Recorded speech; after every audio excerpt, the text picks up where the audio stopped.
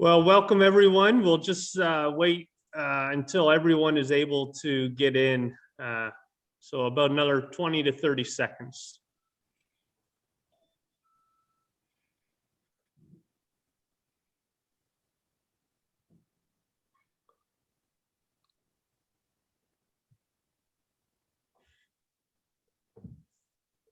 Well, for those who have joined us, we want to welcome you to Church Innovation's third webinar, where we are reflecting together around the question, what kind of churches are being formed? And this webinar is centering around the conversation on practices. What we're trying to do with these webinars is be reflective together. We want to be reflective because whatever decisions we are making concerning the local church, the decisions have implications for the kinds of churches being formed and how the local church lives deeper into the mission of God. So in many ways, we're starting a long-term conversation that we hope will bring learning opportunities for all of us. I want to introduce our panelists and our facilitators. We have two panelists. Reverend Brenda Smith grew up in Harlem, New York, and attended New York public schools. For many years, Brenda was a nurse where she served the sick in New York and then taught nursing in Columbus, Ohio. Across from Capital University, where Brenda taught, stood Trinity Lutheran Seminary, where she enrolled in courses. And after a few years, the call of ministry captured her imagination, and she enrolled full-time into the seminary.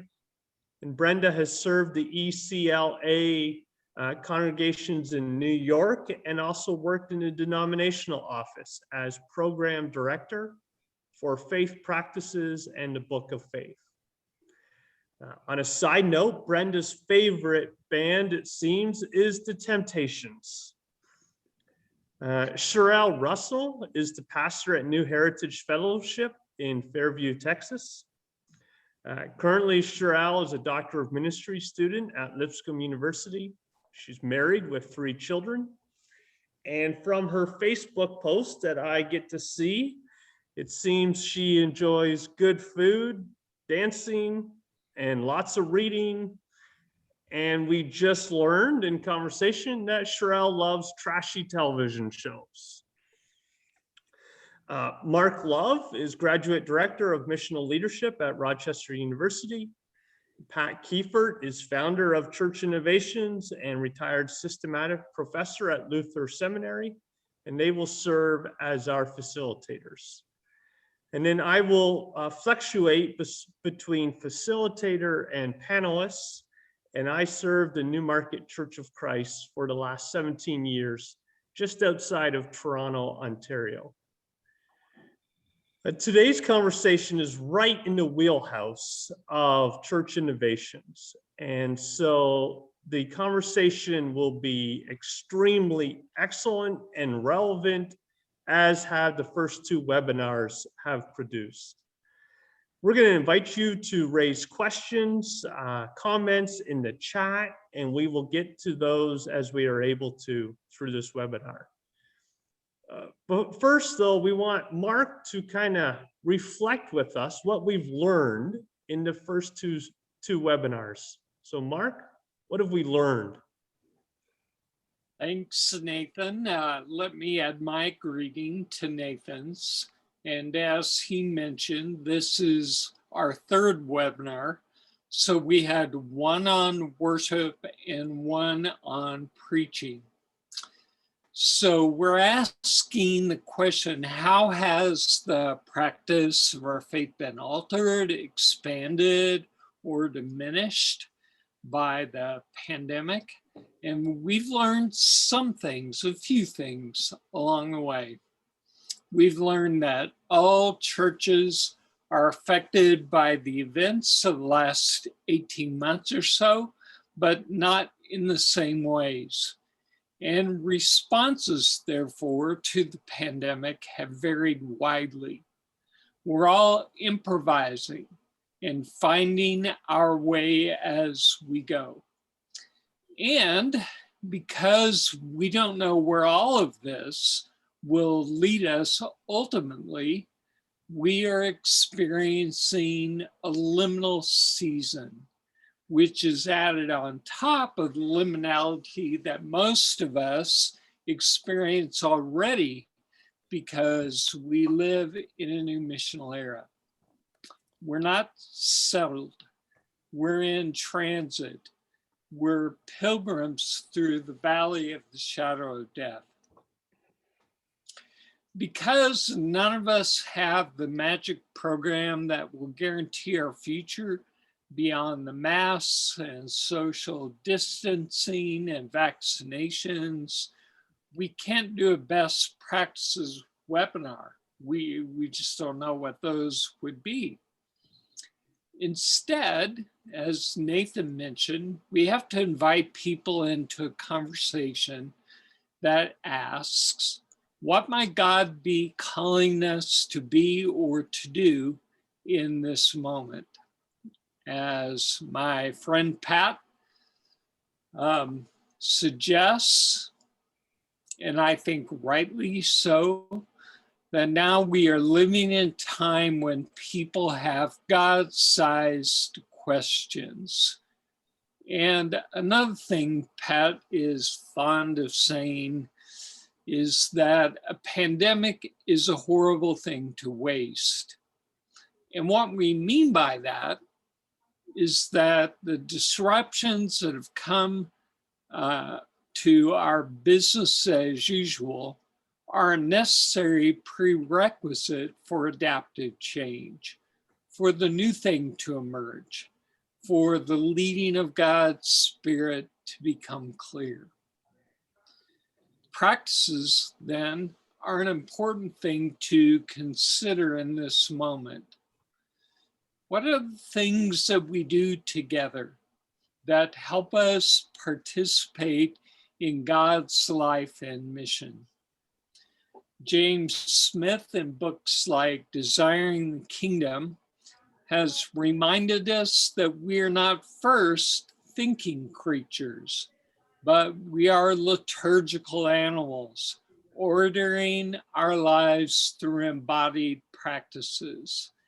And Smith insists that desire is shaped, related to our embodied practices, and that ultimately we are what we love.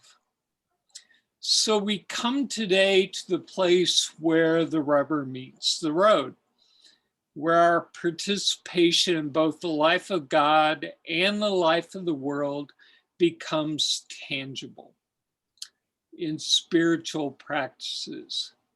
And we have a good group to help us in this conversation: Brenda, Cheryl, Nathan, Pat.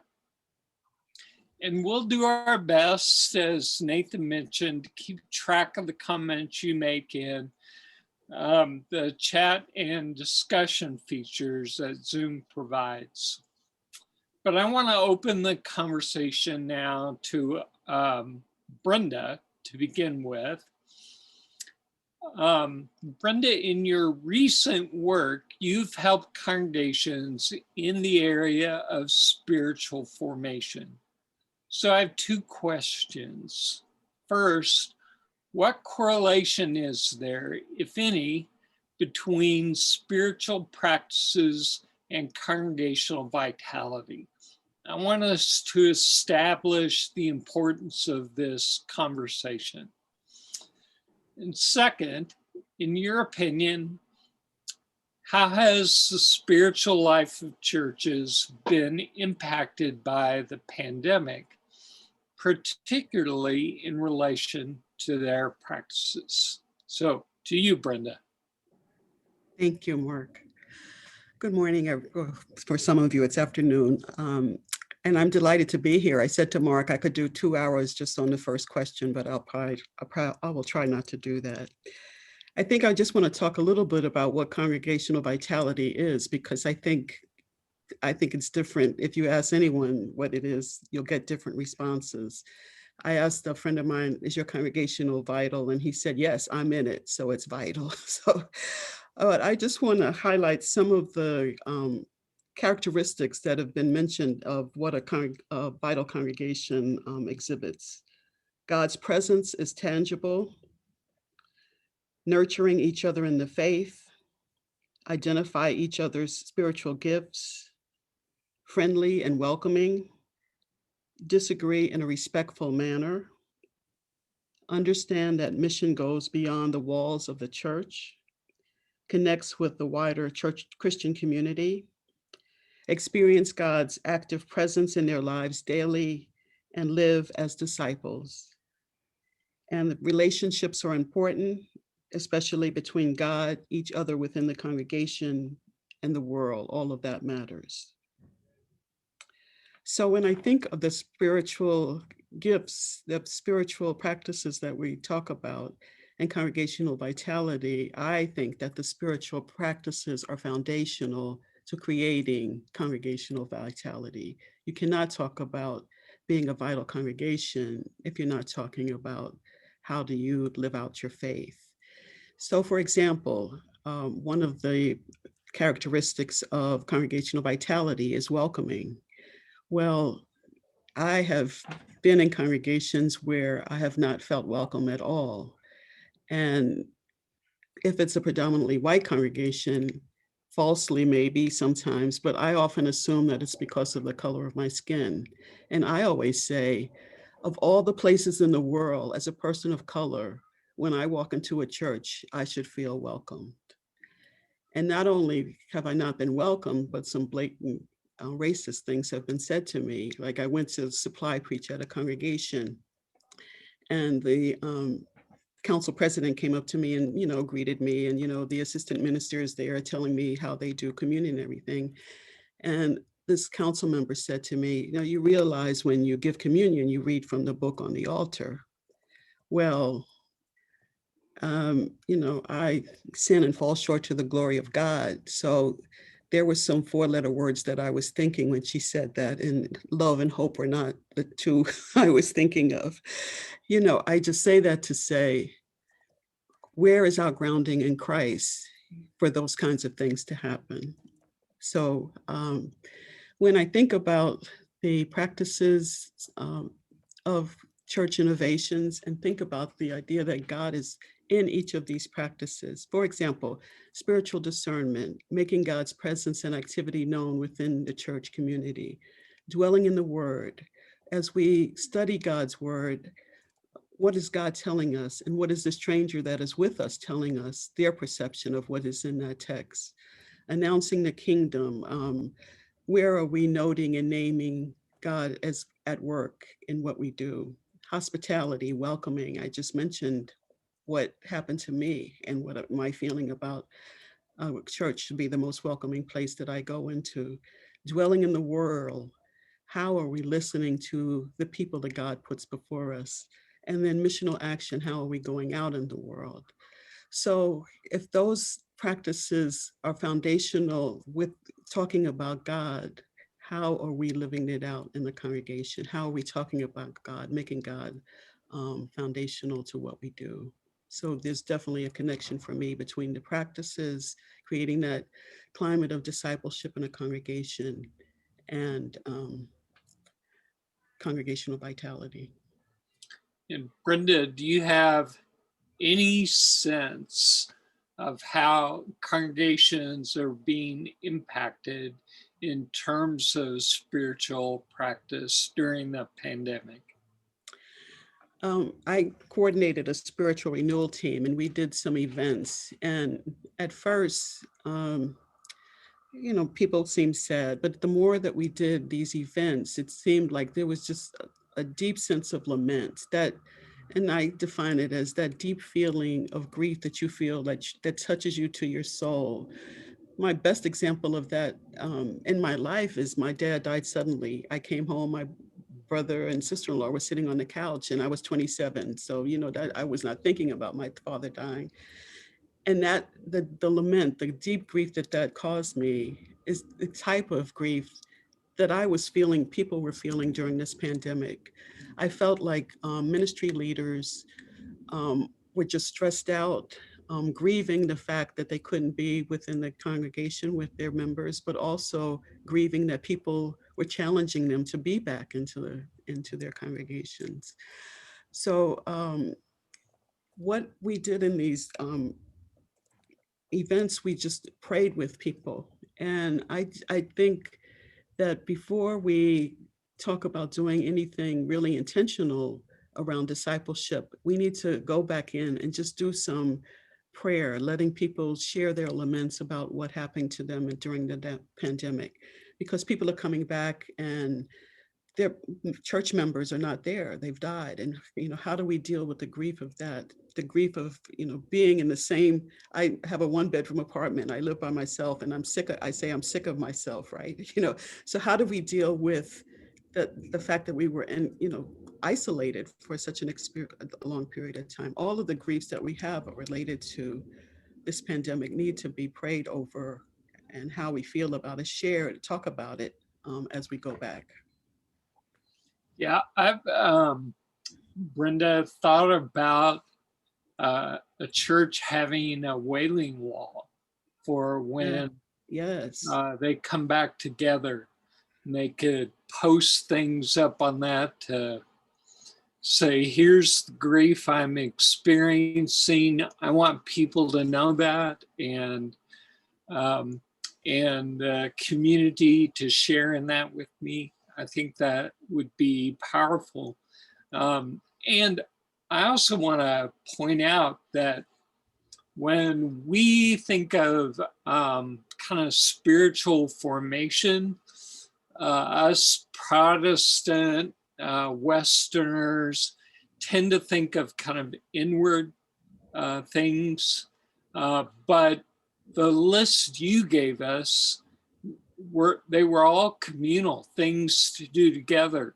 And I just want to highlight that right now. So Cheryl, talk about the practice of your church community during the pandemic.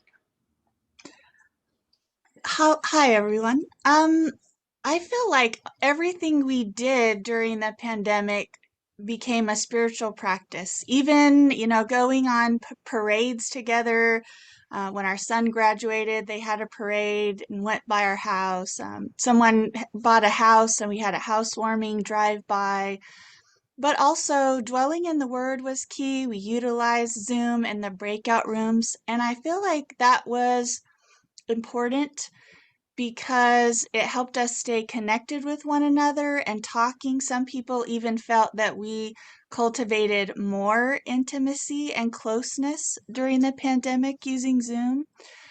Bingo was something we did once a month, which became a spiritual practice where we laughed together and had fun. We asked people to donate gift cards to support local small businesses, and I think our congregation ended up donating close to $5,000 to support local businesses during a tough time, and that was fun. We laughed a lot during that.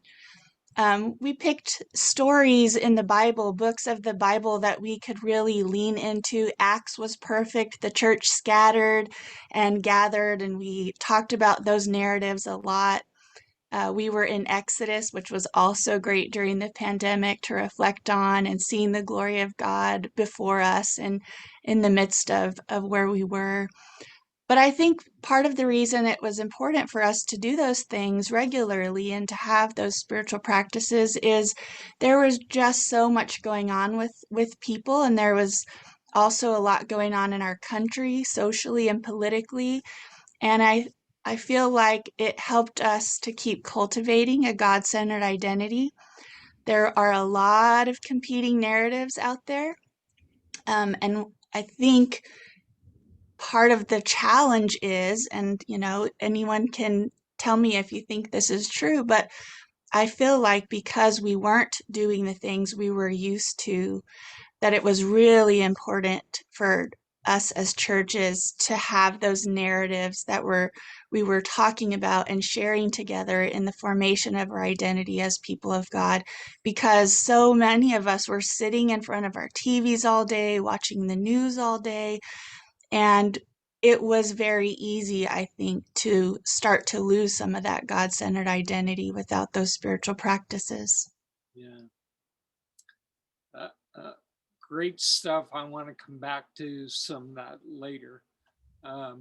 Nathan, talk about your congregation's experience. You're muted. Thanks. I think our spiritual practices that we were engaged in pre-pandemic helped us to sail through the waters of the pandemic. And so, for example, the practice of dwelling in the world and receiving the hospitality of the neighborhood allowed us to be a faith community, to be rooted in the neighborhood in very deep ways during a pandemic. So when everyone, it seemed, became isolated during the pandemic, we were finding ways to become connected to the neighborhood. And so I think there was the spiritual practices that we were engaged in pre-pandemic allowed us to live faithfully deeper into the mission of God during a pandemic. And then during the pandemic, the practices certainly were transformed. So our worship, the spiritual practice of worshiping and rehearsing the story of God forced us to be separated, but in turn, it opened up new ways of being communal that we never imagined possible. Give me an example of that, Nathan. Well, there were people who, because of the pandemic, they left. Some older seniors left living alone and moved in with their children, an hour away, 45 minutes away. And pre-pandemic, we would have kind of just never have seen them for a long time until they came back to visit. But our decision to Zoom worship versus offering a link to watch as individuals created an avenue where we could be a community in ways we never thought were possible before. Yeah. So there have been surprising places of life and vitality. Max in the chat brought up a really important discovery that he found during the pandemic. He said that members are not feeling equipped to engage in faith formation in their homes, and especially with their children. What do they do now with their children, that when the church doors aren't opened? I'm going to invite you back in, Cheryl. You've done a lot of work with children in various ministry contexts. Talk about that a little bit, about Max's concern or discovery. Yeah, our children's minister, I think, did a really good job trying to balance being supportive and being there for families. She sent things out every month that were also really easy to use and access, planned some in-person activities that were socially distant and masked, but where the kids could get together, but also really tried to not put too much on the parents where they felt more pressure, because most of our parents with young children are also teachers. And so they were just already maxed out. And so I just saw a lot of wisdom in the way that she approached that. She knew our families really well. She was checking in with them. So she knew that she needed to provide support and provide some things, but also not have too much for them to do. And then in worship, we tried to involve the kids over our Zoom gatherings. We started incorporating videos that went along with whatever story we were in for the kids. And we ended up having a lot of fun with that too. The kids would come on before worship started and show us their cat, hold the cat up, and show us things from their house, kind of like a show and tell. But we tried to make the kids feel welcome into our Zoom gatherings. And of course, they also played bingo with us and things like that. So define spiritual practice for me, Cheryl, in a way that bingo fits into that category. I mean, I'm not disagreeing. At the point Yeah. but you said everything became a spiritual practice. Yeah. Yeah. Because I think intimacy is how it becomes a spiritual practice. In gathering together and laughing and having fun and this thing that we did together, I feel like we were able to cultivate more intimacy with one another. And even with Zoom, I would have not been able to be literally in everyone's living rooms or kitchens before this. And, now I have a lot more familiarity with where people live that are part of our congregation. So I think that it was just intimacy that was cultivated in those things like bingo. And when you have relationship, there is so much that can be built on that spiritually and in terms of our congregational culture and narrative. And I think it's made me feel like relationship and cultivating relationships is essential and more important than ever. I don't even know how you build upon anything or work towards a transformation or an identity as people without that relationship. Right. So Brenda, that kind of opens up how you began with this. And I think particularly around the notion of grief. Mhm. I don't think we have any clue how much grief and the kind of different expressions of that we'll have to deal with going forward. But talk about the relational aspects of a community's life, and how, if you have ideas about how we might add in lament or grief as a regular part of congregational practice. Again, most of our congregations praise, but they don't lament. It's not a safe public speech for most of our congregations. So I've said a lot. Talk to us, Brenda.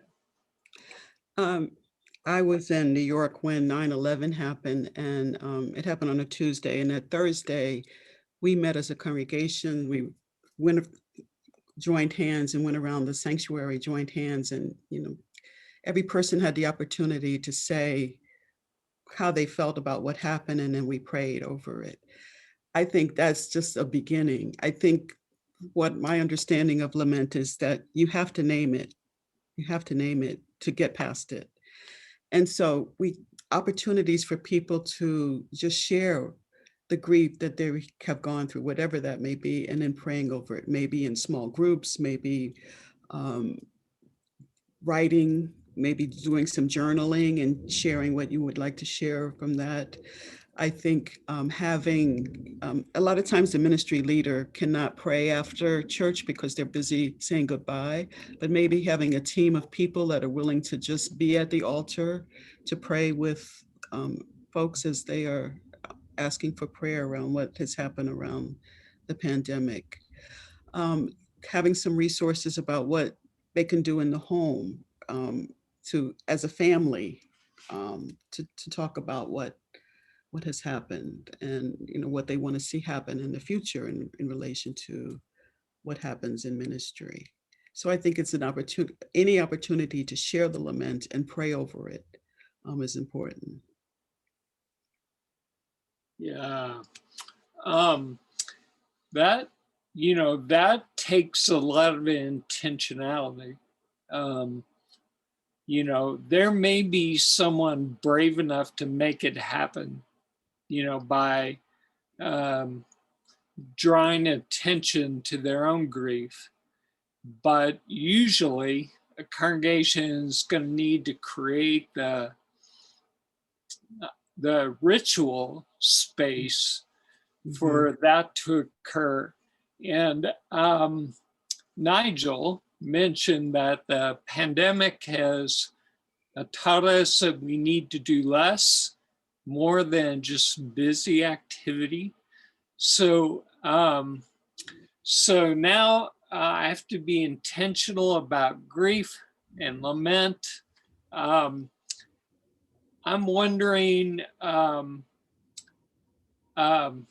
about the kind of bandwidth of leadership in congregations as they think about everything that they're going to have to do, and maybe as they think about their own, to use the phrase Cheryl did, their own God-centered identity in the midst of the stress of figuring, what congregational priorities should be. Anyone can jump in if it occurs to you that you have something to say or add. We have a member at our church who is a counselor and was a psychologist. And early on, we asked him to host support gatherings once a month for our members to come and talk about what was going on. And we would have different topics that we were hearing come up. So we did a lot of reflecting and would send out surveys and, ask people how they were doing. And then we would come up with support gatherings to address those. But I also wanted to do that so that I could go to it and be able to not have to host anything but come and feel support. And that was one of the things that we did. I will say, Mark, I think at least the people in the congregation I serve and worship with, the practices we're engaging in have to become more intentional. So for example, our Wednesday night, gathering for our Wednesday night Bible study, I'm learning that, people just don't want to come to a Wednesday night gathering because that's what we've done for the last 100 years. People are wanting to engage in different practices that might be limited in time, but very deeply formative. Because people don't have time and people are exhausted, people are tired of Zoom, people are tired of technology. But if they can engage in a practice that's very intentional, they buy into it more.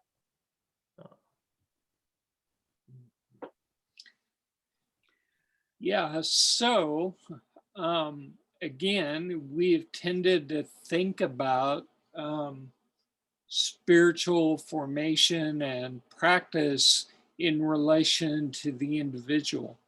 But I think several things we're hearing, Nathan's comment about intentionality, a few of the messages on the chat board are highlighting the importance of spiritual community to provide the structures, the ritual space, again, in in which people can express what they've experienced. It sounds like to me, maybe that's job one, you know, in the aftermath of the pandemic. I wonder, Brenda, Cheryl, Nathan, if there are practices that have been diminished by the pandemic that you lament losing a little bit. I just wanted to say in response to what you just said, I think we need to think of our ministry leaders and who do they have to share their laments, because sometimes ministry leaders do not want to share the struggles that they're going through. So in order to have a core group of people that you trust, that you can just share as a ministry leader, share that is very important, I think.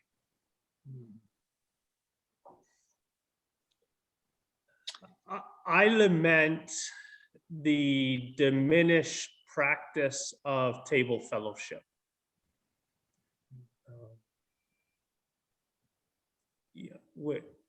I think the practice of sharing table, not just the table on Sunday morning of bread and wine, but the practice of sharing table of a chicken dinner with the neighborhood. We lament that loss. That's a practice that's very much been diminished, and as a result has diminished our witness to the inbreaking kingdom of God. Yeah, and we had just started leaning into an identity as people called, gathered, centered, and sent into the world, and we're beginning to form some partnerships with other organizations in our community. And then we weren't able to go and volunteer and serve and partner with them anymore. And that was tough. So we had to try to figure out ways to help from afar, but it's just not the same thing when you're not getting to, not even rub elbows during the pandemic. And so I lament that we didn't get to do a lot more with those partnerships. We had to send puzzles and drop things off, but we weren't able to sit with folks at the senior center during the year. And there are ways, excuse me, there are ways in which maybe the church has been more public during the pandemic because we're on Facebook Live, or, and people are looking around for, a streamed experience to be a part of. But we've lost the publicness of being in the world. So, dwelling in the world, one of CI's practices is just inhibited by the pandemic. So, Cheryl, thanks for noticing that as well. Oh, I have heard from friends and family not being able to strive for justice, not being able to be out there to march when the George Floyd incident happened, was frustrating. And so how do you deal with that inability to be out there? How can you show your passion for fighting for injustice? And how can we transfer that into activities now within our congregations to continue to lift that up? Yeah.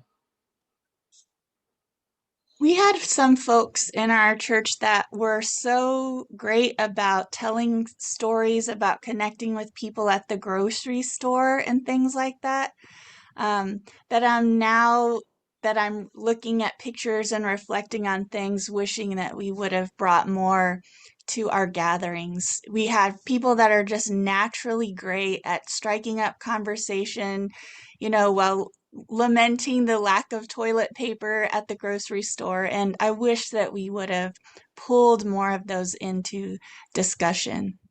Yeah. Pat, I'm wondering what you're hearing at this point, and if there are things that, or even reading in the chat, I'm wondering if there are things that occur to you or things that you're curious about.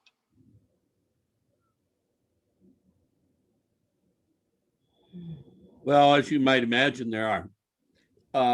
I'm making some comments and invitations in the chat box.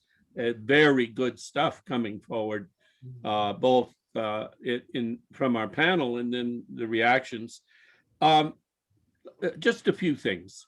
One, I believe it would be dangerous to think the choice is between looking at or allowing an attention to and care for the grief curve without attending to the new vision curve. We're in a moment where both need to be attended to. Church is not going to be done the same. And if we're going to open ourselves up to being hosted by these God-sized questions that the pandemic has handed to us in this setting, we're going to have to do both new vision and grief curve.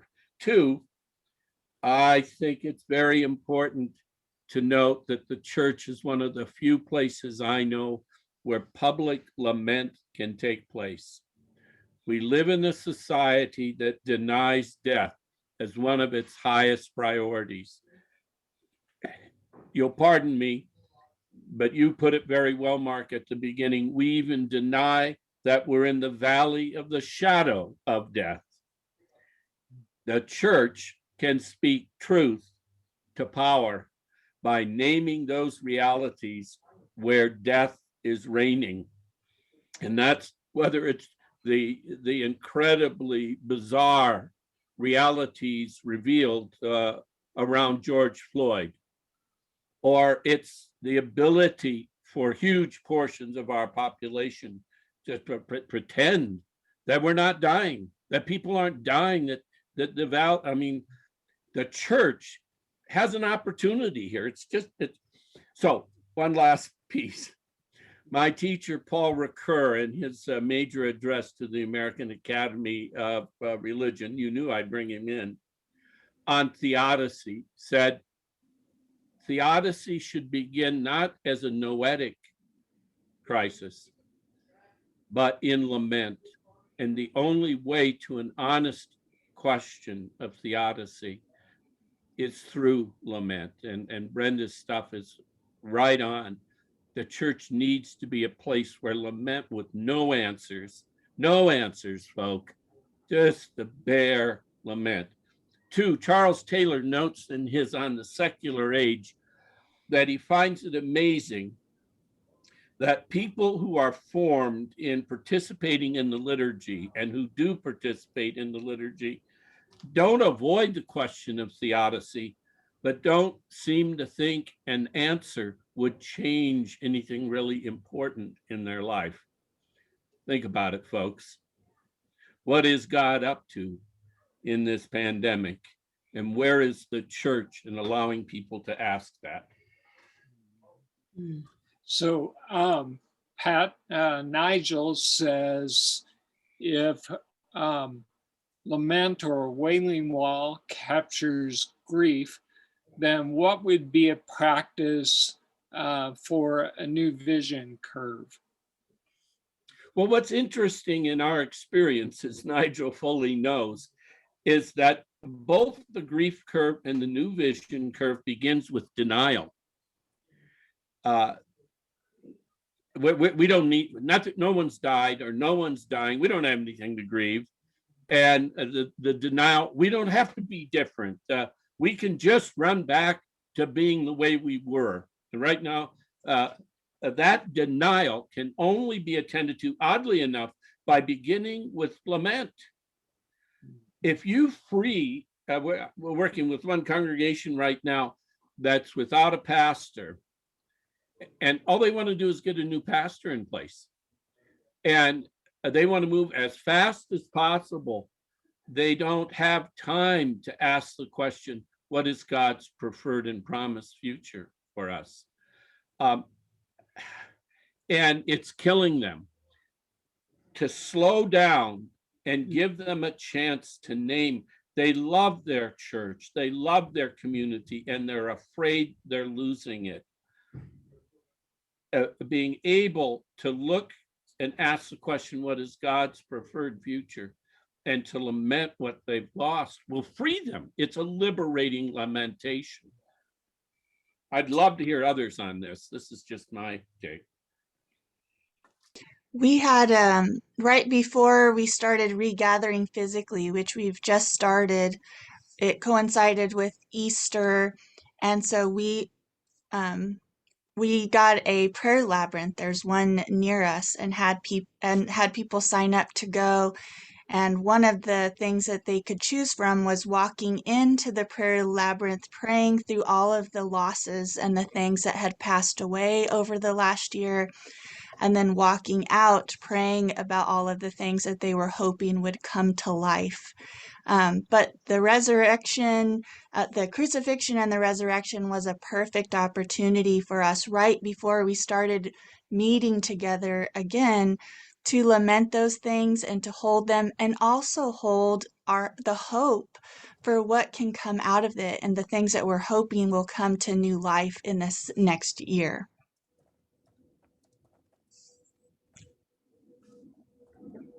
Yeah, Brenda, Nathan, practices of hope, not just lament. Where would you go? Where would I go for the hope? Yeah, or what practice would you engage the congregation in? I think the two go hand in hand, the lament and the hope. So I think it's beginning talking about the lament, but then focusing on the hope. So, Nathan talked about his Bible study. Why couldn't we do a Bible study for 4 weeks about lament and then do a Bible study for 4 weeks on hope? We've been away from communion in some settings. What does it mean to take communion? What is the hope that we find within communion or in baptism? Talking about hope within some of the rituals within the church itself, where we can find that hope, I think would be important. So, go ahead. Yeah, go ahead, Nathan. I think for us, I'm trying to imagine creating a timeline. And so on the timeline can be moments of grief of what we've lost, but we're also on the timeline wanting to place things we have discovered about God's future for us. And so that timeline then begins to become the narrative of what we're sensing God is doing in our midst. Yeah, I think Pat, Brenda, Nathan, you're all right that lament and the new thing often go together. So if you read the prophets around Assyria and Babylon, often a doom oracle is followed immediately by a hope oracle, that admitting your pain ironically allows room for a new vision to emerge. So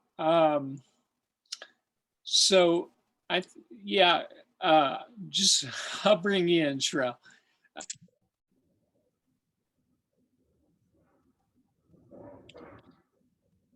Mark froze. So go ahead, then, Cheryl.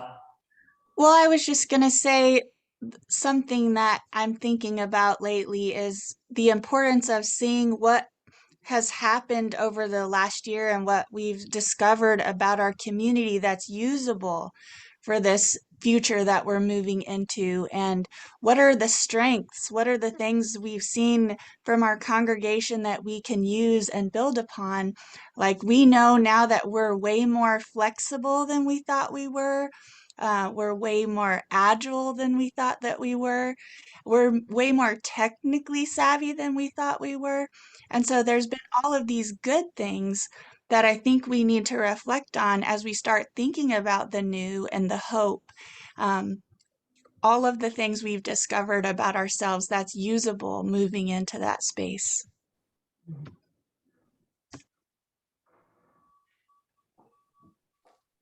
Well, I guess I'm going to have to interrupt here a bit, Mark's role and fill in there. I'm wondering, when you're thinking ahead now from what we've learned over this last, let's say, 18 months in terms of public spiritual practices or spiritual practices, what practices do you think you will keep and deepen in the post-COVID world? And a practical question is, how do you negotiate that when the pressure I'm seeing in the congregations with whom we're working is, let's get back to normal, which is a sheer denial of reality, but it's really the high pressure now. Is the question clear?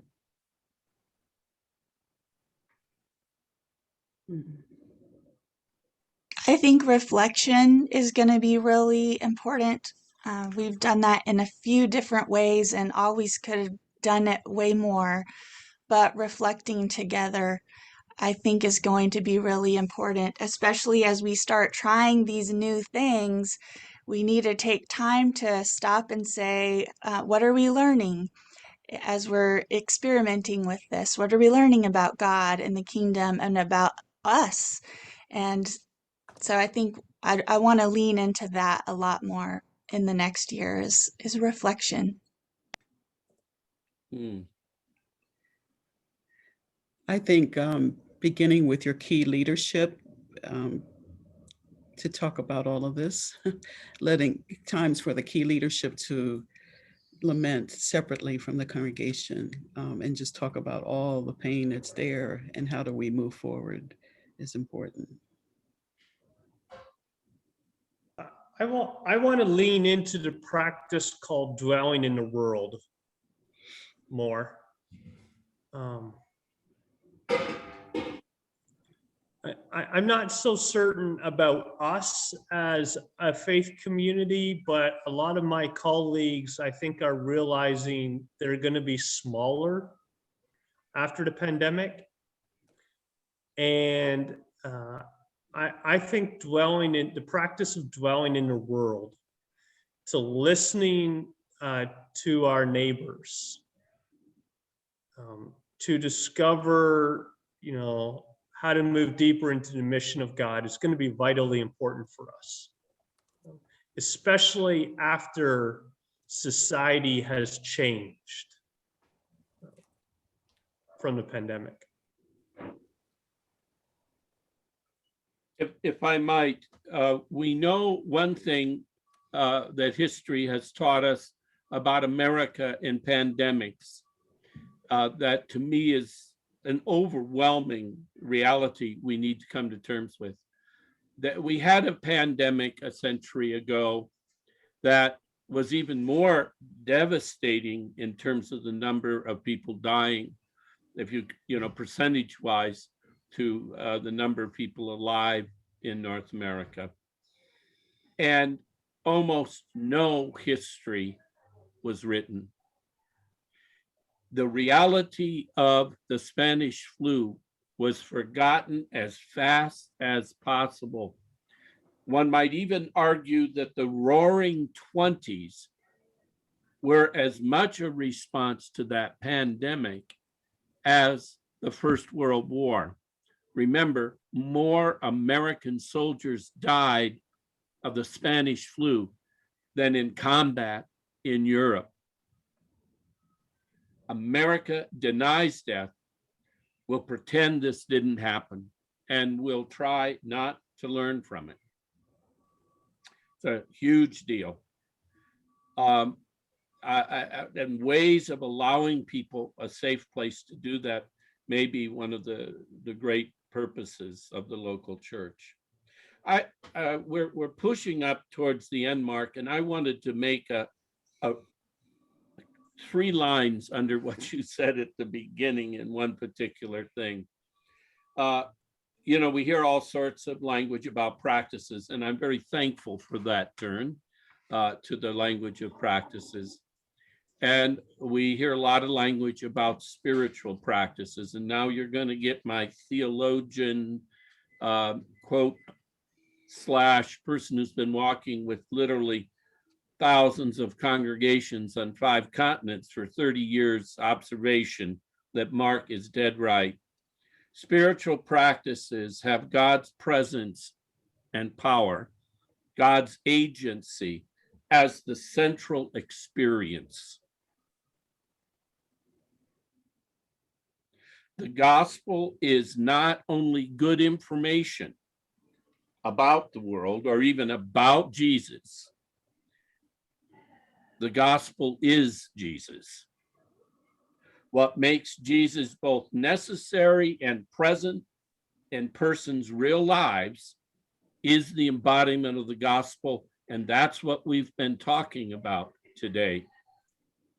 This is not something you do besides preach or teach or worship. This is the gospel embodied. When we participate in very simple practices out of people's everyday lives and they encounter God,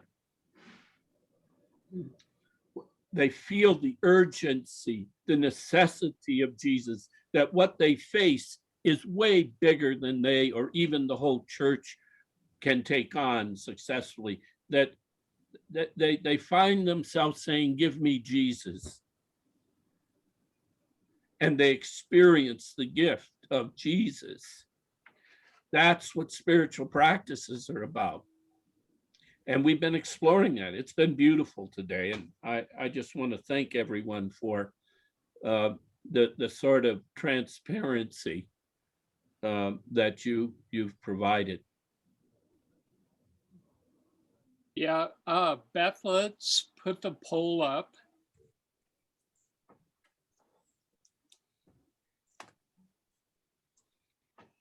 So if you can just take literally 20 seconds and respond to our poll, that would help us. And we're also thinking that these webinars have been a good way to have important conversations. So we want you to look forward to that. That we'll continue to have these over time. And if you have some suggestions of what might be good things for us to talk together, we're open. Let us know what you think we should do along those lines. Nathan, you want to close us with a blessing? Is that what we decided to do? I think so. All right. May the words of the Hebrew writer send us out into the world. May the God of peace, who through the blood of the eternal covenant brought back from the dead our Lord Jesus, the great shepherd of the sheep, equip you with everything good for doing his will. And may he work in us what is pleasing to him through Jesus Christ, to whom be glory forever and ever. Amen. May we go with the peace of God. Thank you. Thank you. Thank Yeah. you. Peace. Peace. Thanks so much, Cheryl and Brenda, Nate, and and Beth and Mark.